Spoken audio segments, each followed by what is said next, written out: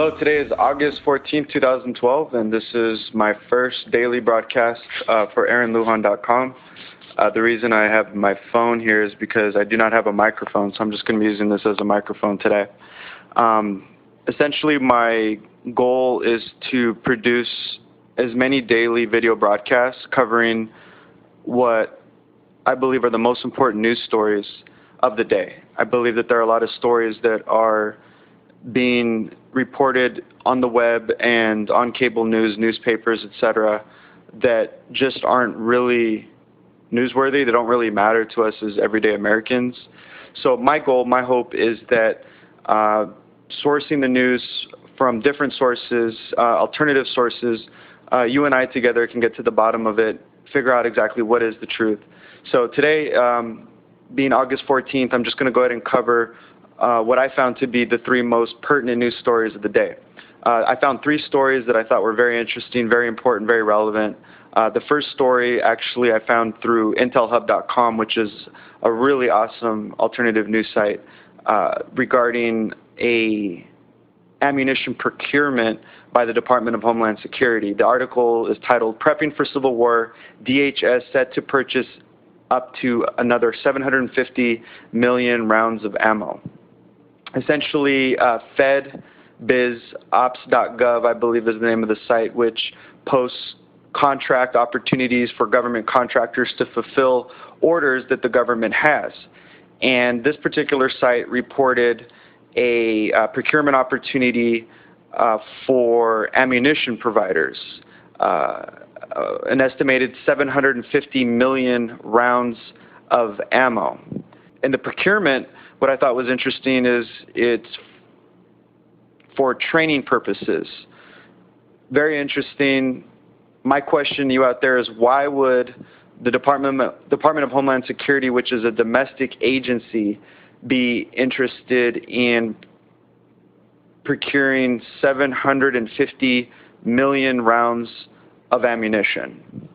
Another story that's getting a lot of traction is Mitt Romney nominating Paul Ryan as his vice presidential running mate.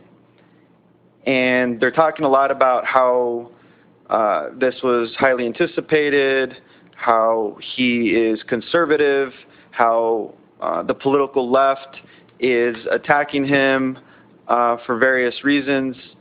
But what I thought what's not getting reported is how he doesn't have a very conservative voting record.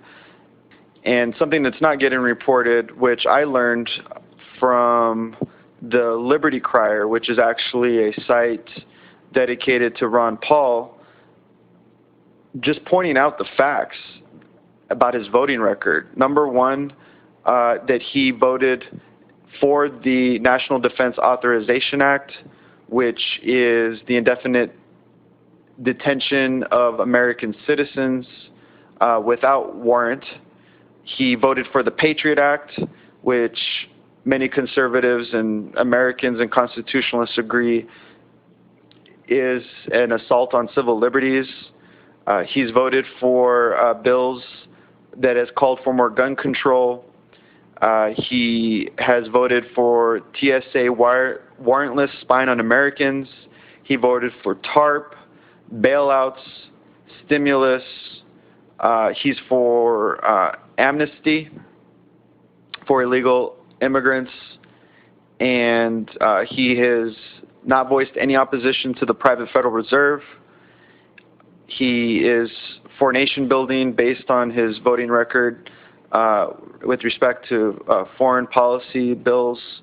If Paul Ryan is going to be the next Vice President of the United States for the Republican Party, shouldn't we be bringing into question his voting record? Is he truly a conservative? I don't believe that that's getting any coverage in the media. I would like to ask those questions and see the press and the media press Mitt Romney for the reasons why he chose a candidate that clearly, based on his voting record, isn't very conservative. The last story I wanted to cover with you guys is a story that was reported out of the Daily Mail from London titled "The Facebook Camera That Can Recognize You Every Time You Walk Into a Shop." Essentially, there was a technology firm out of Israel that sold their technology to Facebook, which recognizes your face. It's facial recognition technology. And they're positioning it to where stores and small, medium-sized businesses will have these cameras installed so that if you register yourself for this program, which is being dubbed as Facebook Deals, I believe, or I'm sorry, Face Deals, that they'll be able to recognize you and be able to provide you customized offers based, I would imagine, on your Facebook profile, interests that you've expressed, your Facebook friends, that type of thing.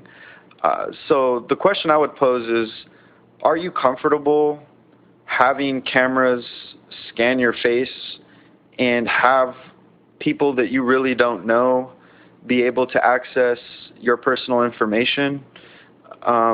Just like before Facebook and social networking, many people were very private, but I think we as a society collectively have become very comfortable with sharing this public information online.